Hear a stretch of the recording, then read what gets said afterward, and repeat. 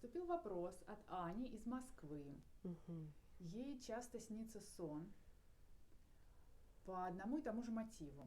Мгм. Сценарий может быть разным, но в конце сна она всегда обижается на маму. Она спрашивает, могло бы это что-то значить и что с этим делать. Мгм. Это очень своевременное обращение.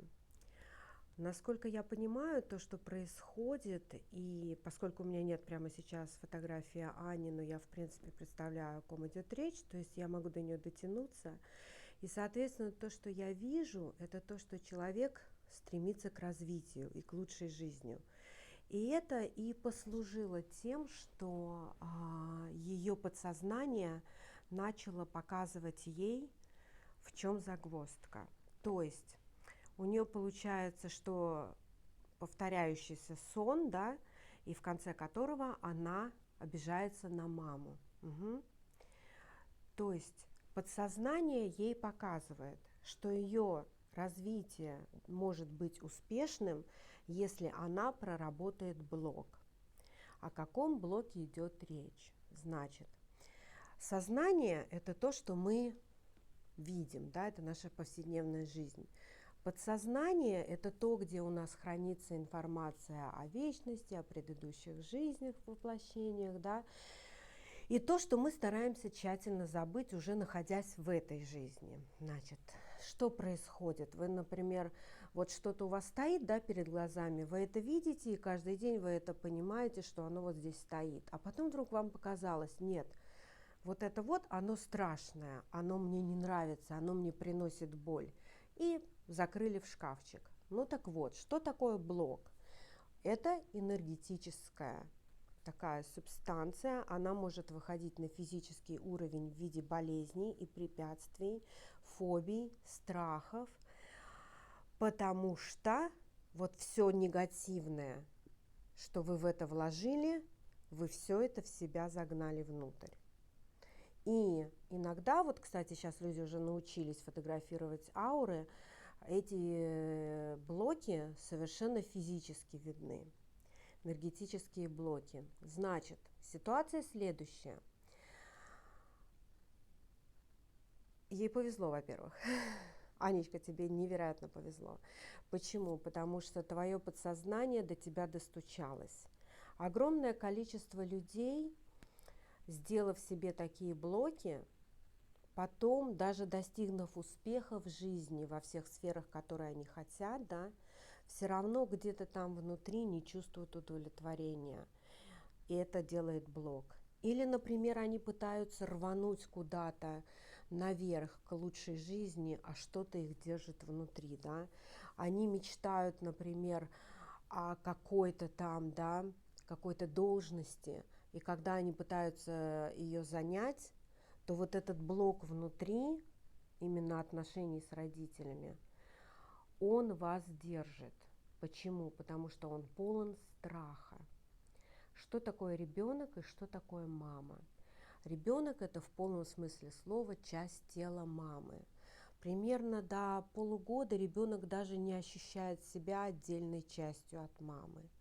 До года ребенок начинает вот эти следующие полгода соображать, что, оказывается, он может куда-то уползти, уйти, и он даже остается в живых, да, то есть мама уже начинает как-то в его голове становиться еще каким-то другим отдельным человеком.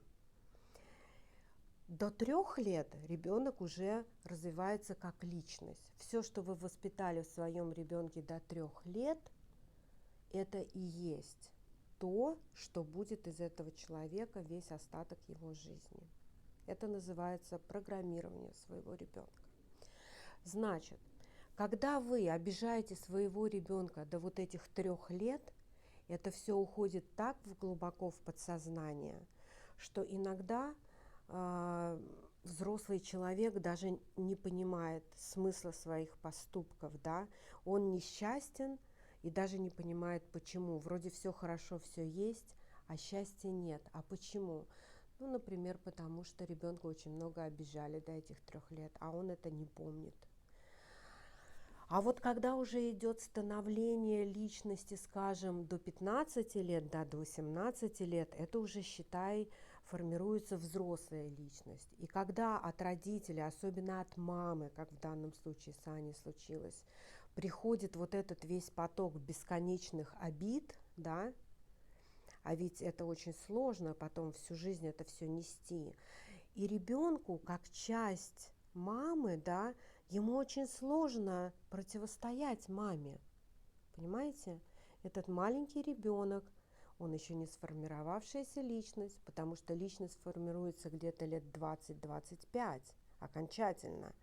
То есть все, что до 20 лет, это все еще под влиянием мамы.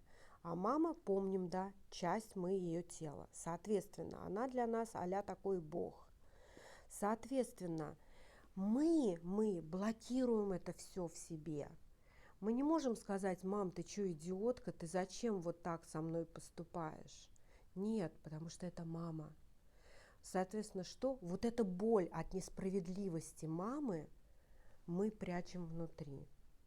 Понимаете? Нам больно, мы не можем с этим ничего сделать, и мы всю эту боль прячем внутри. Например, да, Аня рассказывала очень интересный момент, что при слове «шпилька» у нее прям ужас наступает. А почему? Потому что в детстве у нее были прекрасные длинные волосы, и все время мама там что-то, вот эти шпильки едва ли там не в голову втыкала, да. Это как бы так утрировано все, опять же. Но для чего это нам нужно? Для того, чтобы провести параллели. Значит, теперь, например, Аня хочет переехать в другой город, да, например, или перейти на другую работу, или вывести свою там семью на другой качественный уровень, да. И каждый раз, когда она пытается сделать в своей жизни какой-либо шаг вперед, наверх, к лучшей жизни, возникает вот эта шпилька. Потому что это больше ответственности, это больше суеты, это больше неизвестного, правильно? Потому что вот ты сидишь тут на попе, да, в своей жизни, в которой ты уже обустроился, и тебе хорошо. Это зона комфорта. А для того, чтобы сделать что-то лучше в своей жизни, это нужно сделать рискованный шаг. Возможно, получится и будет лучше, а возможно, не получится и лучше не будет. И вот здесь начинается вот эта шпилька. А я перейду на новую должность, что произойдет? Будет больше ответственности, я буду больше уставать, мне будут нервы трепать. Те, кто коллеги сейчас были, они станут моими подчиненными, они начнут меня ненавидеть, так же, как мы вот сейчас не сильно любим нашего босса, да. Что происходит? Шпилька, мне больно. И что делает человек? А я не пойду вперед. Чувствуете, как то, что произошло 10, 15, 20, 30, 50 лет назад, события, когда мама втыкала эту шпильку, да, в голову, не сильно заботясь о ребенке, о том, что она чувствует и что это обижает, что ребенку больно, да, что происходит? Она теперь вперед не идет в своей жизни, потому что ей эта боль, вот она где, и она ей не нужна. И таких шпилек в разных вариантах было штук 5-10 в день. Почему? Потому что если вам подсознание стучит уже много раз какая-то ситуация, и мама тебя обижает, и ты обиделась, причем ситуации разные, а концовка одна. То есть подсознание что тебе говорит, моя родная? Ты много раз была обижена мамой. Что с этим делать? Блок надо убирать, однозначно. Блок надо убирать, потому что с таким блоком никуда вперед не продвинешься. Даже если продвинешься, то по окончанию пути не будет чувства счастья и удовлетворения. Потому что эта шпилька, она навсегда, до тех пор, пока ты ее не уберешь. Как мы ее убираем? Максимально вспомнить все обидные моменты в отношениях с мамой. И прям под карандаш. Вот я люблю говорить. Листочек, любимый карандаш и пишем. Такой-то, такой-то, такой-то, такой-то. И как я уже сказала, поскольку если подсознание так упорно вам говорит о том, что с этим надо что-то делать и проработать и отпустить, это значит, таких моментов было слишком много. Понимаете? То есть высшие силы, они о нас заботятся. Как только видят, что вам надо вперед, а вы не справляетесь, они начинают разрешать подсознанию открываться и говорить вам что-то напрямую. Соответственно, что происходит? Под карандаш записали все и начинаем прорабатывать каждый момент. И как можно больше таких моментов проработать. Понять ситуацию, да, что произошло в конкретной ситуации. Проработать ее с точки зрения не маленькой девочки, которую обидели в этой ситуации, а с точки зрения тебя сегодня, Анечка, нынешней взрослой женщине, да, которая уже в состоянии понимать, что правильно, а что неправильно в этой ситуации со стороны девочки маленькой, тебя же, и со стороны твоей мамы, которая, кстати, на сегодняшний день уже тоже совершенно другой человек. Поэтому помним об этом тоже, это очень важно. Вы сегодня другие люди. Все, что нужно, это просто вычистить этот блок.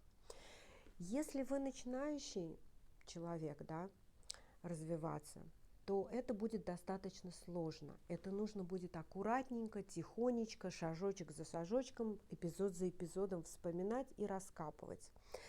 Можно попробовать следующий шаг более высокого уровня. Вы записали все, вы прочитали эти все эпизоды, и вы представили себе мысленно, свизуализировали вот этот страх, вот этот блок в виде чего-то конкретного. Ну, например, глыба камня, ну, например, огонь, ну, например, я не знаю, все, что хотите. Какой у вас самый большой страх?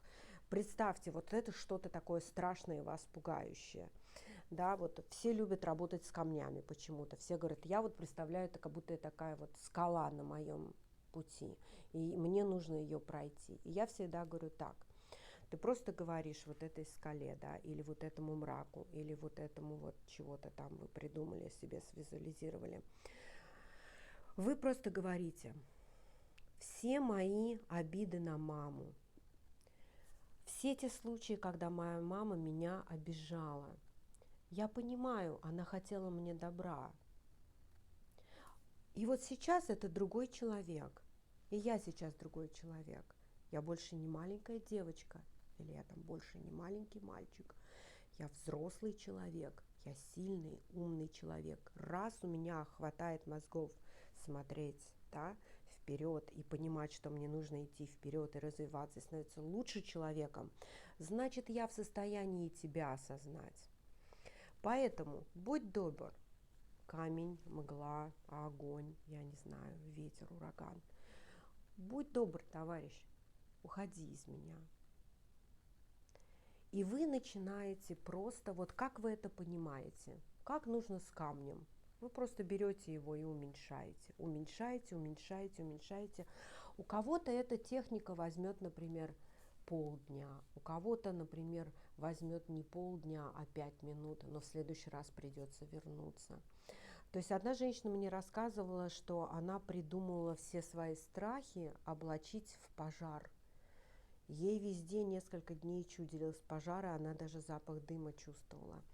Но она придумала в конечном итоге, что она взяла и залила это все водой. И вот как ни странно, вот такие вот визуализации, они работают. Она залила водой, этот пожар, и все ее страхи улетучились. Правда, потом она нашла маленькие уголечки. Она их тоже все полила, она их тоже там как бы все потушила. И у нее ее проблема страхов детских, она ушла, да. В конкретном в этом случае я не совсем знаю, как именно Аня облачит свои обиды на маму, в какой образ, да, поскольку человек явно не в потоке, да. То есть если бы она была в потоке, это все бы потоком бы вычистилось, у нее бы даже таких страхов бы не было. То есть возможно, убрав этот вот камень, да, преткновения, вот эти вот обиды, возможно, она даже откроется, понимаете? То есть вот если подсознание требует убрать эту обиду, значит, зачем-то высшим силам вы понадобилась, Анечка. Вы зачем-то для них очень важны. Я не буду вам все рассказывать, потому что это очень долгий процесс, это индивидуальный. И не на весь мир, конечно, да. Но дерзайте, дерзайте, убирайте все эти блоки, будет нужна помощь, обращайтесь дополнительно. И самое главное, поймите, когда через сны ваше подсознание к вам стучится, вы должны над этим работать. И вы должны развиваться дальше. Не зря этот канал открытый, да, Джулии и высшими силами это все как бы здесь передается, да, называется этот канал развития, потому что только в развитии, в движении вперед мы выполняем наше предназначение и становимся счастливыми. Блоки — это очень большая тема, мы будем очень много на эту тему снимать видео. Почему? Потому что блокировка — это то, что не дает нам развиваться. Соответственно, присылайте, пожалуйста, свои вопросы, по поводу чего вы чувствуете, вы заблокированы. И мы на эти темы будем записывать видео. Ну а пока, Анечка, огромное вам спасибо, удачи. Если что, обращайтесь. Люблю, целую.